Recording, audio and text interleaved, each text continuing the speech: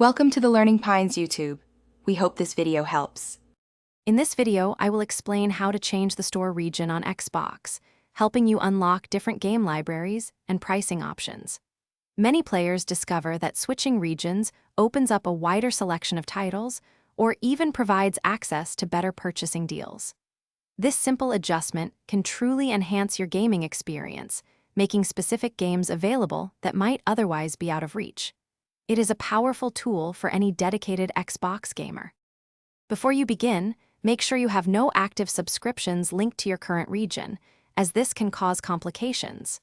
It is also wise to spend any remaining balance in your existing Xbox account, as this currency will not transfer to a new region.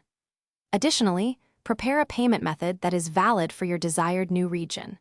Remember, you can only perform a region change once every 3 months, so plan carefully.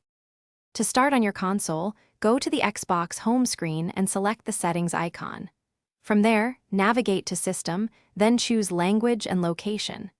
In the Location section, you will see a drop-down menu.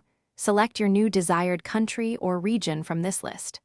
Once chosen, the system will prompt you to restart your Xbox, which is essential to apply the new settings properly.